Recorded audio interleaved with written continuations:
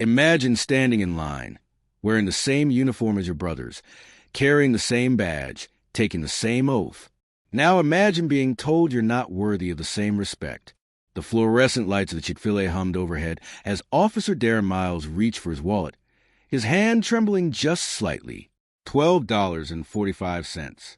That's what his dignity cost that afternoon in Georgia. While his three colleagues walked away with free meals and grateful smiles, Darren stood there, badge gleaming on his chest, learning a lesson no academy could teach. When does a uniform stop being armor? When does service stop earning respect? The answer came in the form of a cashier's cold stare and a price tag that cut deeper than any weapon ever could. Have you ever been treated differently despite doing everything right? Drop your story below, because what happened next shook an entire community to its core. Darren Miles wasn't just another cop. He was the guy who remembered every kid's name in the neighborhood he patrolled. 8 years on the force had taught him that trust isn't given. It's earned, one conversation, one compassionate moment at a time. His colleagues knew this about him. Officers Martinez, Thompson, and Reed had worked alongside Darren for years, responding to domestic calls at 3 a.m, sharing coffee during stakeouts, celebrating promotions like family milestones. They were brothers in blue, bound by something deeper than friendship. That's what made this particular Thursday feel so ordinary. The Georgia sun had been relentless all afternoon, turning their patrol cars into mobile saunas. Back-to-back calls. A fender bender on Route 41. A noise complaint at the Henderson Apartments. A welfare check on an elderly veteran who just needed someone to talk to. By noon, exhaustion had set in. When Reed suggested stopping at Chick-fil-A, everyone agreed without hesitation. It was their spot, the place where they could shed the weight of the badge for 30 minutes and just be human. Darren remembered laughing at something Martinez said as they walked across the parking lot. Something about his daughter's science project involving a volcano that actually caught fire. The kind of mundane joy that makes the job bearable. Inside, the restaurant buzzed with the lunch rush. Families, construction workers, business people on tight schedules. The air smelled like waffle fries and sweet tea. Everything felt normal. Safe. That's the thing about discrimination. It rarely announces itself. It just shows up casual as a smile and changes everything. The cashier couldn't have been more than 19. Blonde ponytail. Bright eyes. The kind of enthusiasm corporations train into their frontline workers. When she spotted the 3 officers approaching, her face lit up like they'd just won the lottery. "Oh my gosh, officers. Thank you so much for everything you do." Her voice carried across the counter, drawing approving nods from nearby customers. "Lunch is on us today. Community appreciation." Martinez, Thompson, and Reed exchanged surprised glances. The kind of look that says we definitely weren't expecting this, but we'll take it. They ordered their meals with genuine gratitude, thanking her repeatedly. The cashier practically glowed with pride, punching the orders with ceremonial importance. $0. 0 cents. Heroes eat free today. Then Darren stepped forward. The shift was subtle but unmistakable. The cashier's smile didn't exactly disappear. It just froze, like someone had pressed pause on her enthusiasm. She glanced at Darren's badge, then at his face, then back at her register. The silence stretched for 3 seconds that felt like 3 hours. Behind him, his colleagues waited, still riding the high of unexpected generosity. Nobody noticed the temperature change yet. "I'll have the same thing," Darren said, his voice steady, professional. He perfected that tone over years of de-escalating tense situations. The cashier cleared her throat. "Look down." "Right. So that'll be $12.45. The words landed like a gavel. Darren blinked, certain he'd misheard. "I'm sorry. $12.45. She wouldn't meet his eyes now. "For your meal." Martinez turned around first. "Wait, what? I thought—" "The free meals were for them," the cashier interrupted, her voice tight, defensive. She gestured vaguely toward the other 3 officers. "Company policy. Limited promotion. If this makes your blood boil, hit that like button. Let's talk about why this still happens in 2024. Darren felt his colleagues' eyes on him, felt every customer in line suddenly become aware of the uniform, the badge, the color of his skin. Thompson let out a nervous laugh. The kind people make when they're hoping a misunderstanding will magically resolve itself. Come on, we're all together. Same department. There must be some... I'm sorry, the cashier repeated, but she didn't sound sorry. She sounded rehearsed. Resolute. It's policy. Darren reached for his wallet, moving slowly, deliberately, the way he'd been taught to move so nobody felt threatened.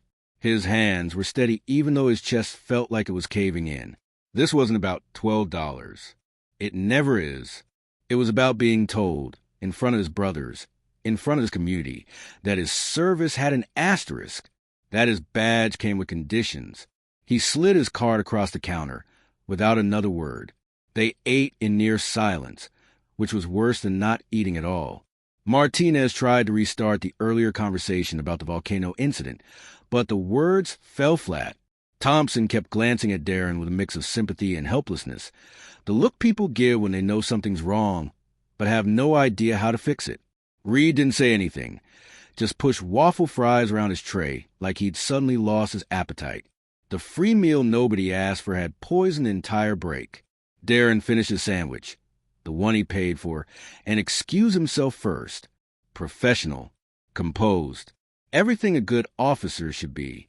But inside, he was replaying the moment on an endless loop, searching for alternative explanations that didn't exist. Maybe she made a mistake. Maybe the promotion really was limited. Maybe. The mind does this when the truth is too painful. It offers escape hatches, plausible deniability, anything to avoid the obvious conclusion.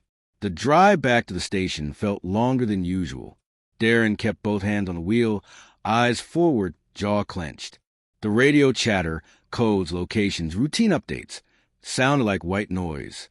He thought about his father, who'd worked construction for 40 years and still got followed around hardware stores like he was planning a heist. He thought about his nephew, who'd been accepted to Georgia Tech with a full scholarship, but still got asked if he was really qualified during freshman orientation. He thought about every time he pulled someone over and watched their face shift from fear to surprise when they saw he was black, as if black cops were mythical creatures instead of public servants. Does this badge mean nothing? The question circled his mind like a vulture. He'd spent 8 years earning trust, proving himself, going above and beyond to be seen as legitimate. And in 30 seconds, a teenage cashier had stripped all of it away with a price tag and a policy that didn't exist. What hurt most wasn't the discrimination itself. Darren had dealt with that his entire life. What hurt was the location, the witnesses, his colleagues seeing him reduced, diminished, othered while wearing the same uniform they wore. It's one thing to face bias alone. It's another to have your brothers watch it happen and realize their presence couldn't protect you. Darren never posted about it, never mentioned it to supervisors. He planned to absorb it the way he'd absorbed countless other microaggressions, silently, professionally, with a grim acceptance that comes from experience. But someone else had been watching. A customer in line, a middle-aged woman named Patricia Chun, had pulled out her phone the moment she sensed something wrong. She didn't capture video. That would have been too obvious. But she documented everything in a detailed Facebook post that evening. "Today I watched 4 police officers get treated like 2 different species of Chick-fil-A," she wrote. 3 got free meals for their service. 1, the only black officer, was charged full price and told it was policy. There was no policy. There was only prejudice wearing a name tag. The post went viral within hours. By midnight, it had been shared 18,000 times. Local news stations picked it up by morning. Fox 5 Atlanta ran a segment. The comments section became a battleground, some defending the restaurant, others demanding accountability. Everyone suddenly an expert on implicit bias and corporate training protocols. Protesters showed up at the Chick-fil-A location by Thursday afternoon, holding signs that read "Service has no color" and badges and bias don't mix. Corporate headquarters issued a statement within 24 hours. "We are deeply sorry for this incident. The actions of one employee do not reflect our values. She has been terminated, and we are implementing additional sensitivity training across all Georgia locations." What would you have done in Darren's position? Comment below. I'm reading every single one. The cashier's firing sparked another wave of debate. Some called it justice. Others argued she was a scapegoat for systemic problems. Darren didn't comment publicly on any of it. He didn't want to become a symbol, a hashtag, a talking point on cable news. He'd signed up to serve his community, not to be the face of every conversation about racism in America. But intention doesn't matter when the internet decides you're a story worth telling. For 3 days, Darren considered resigning. The attention was suffocating. Reporters camped outside the precinct. His phone wouldn't stop buzzing with interview requests. Even well-meaning colleagues kept asking if he was okay, which somehow made it worse. The constant reminder that something had been done to him, something that required checking in. But on the 4th day, something shifted.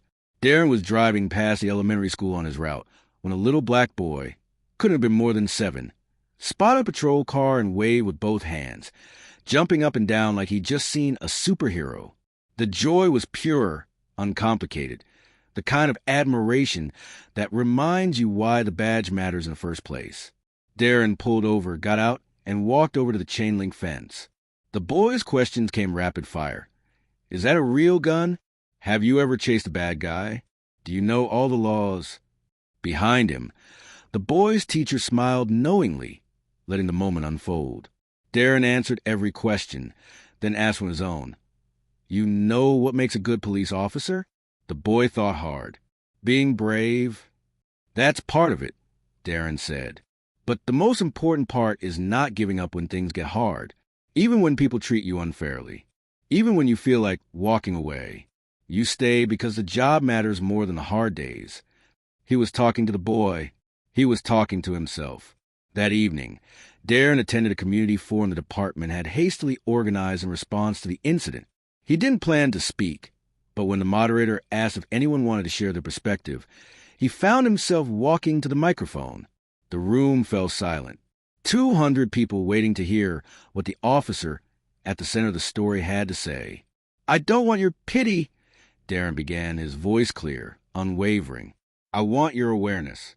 I want you to understand that bias doesn't take days off. It shows up in restaurants, in boardrooms, in schools, in every space where we convince ourselves we're past this. My badge doesn't make me immune to discrimination. It just makes it more visible when it happens. He paused, looking around the room. But I'm still here, still serving. Because walking away would mean letting prejudice win, and I didn't survive 8 years on these streets to surrender now. The applause was thunderous. But more importantly, the conversation that followed was honest, uncomfortable, necessary. The police chief announced mandatory implicit bias training. The mayor pledged to form a community oversight committee. Chick-fil-A corporate donated $50,000 to local youth programs focused on racial equity. Small victories, perhaps, but victories nonetheless. Darren realized something crucial that night. His uniform didn't protect him from bias, but his voice could challenge it. Silence might feel safer, but safety isn't the same as progress. 3 months later, Darren still patrols the same streets, still stops at restaurants during lunch breaks, still wears his badge with the same pride he always has. The incident at Chick-fil-A didn't define him. His response did. He chose to stay visible, to speak truth, to be the officer that kid at the fence needed to see. This story isn't just about one officer or one restaurant. It's about the uncomfortable reality that symbols of authority, uniforms, titles, achievements don't erase prejudice. They just make it harder to ignore when it surfaces. Real change doesn't happen through corporate apologies or viral outrage. It happens through daily choices. Choosing awareness over ignorance, conversation over silence, growth over comfort. When you see someone's uniform before their humanity, what are you really choosing? If this story moved you, subscribe for more real-life inspired stories that challenge how we see the world. Share this with someone who needs to hear it, because Darren's story is everyone's lesson.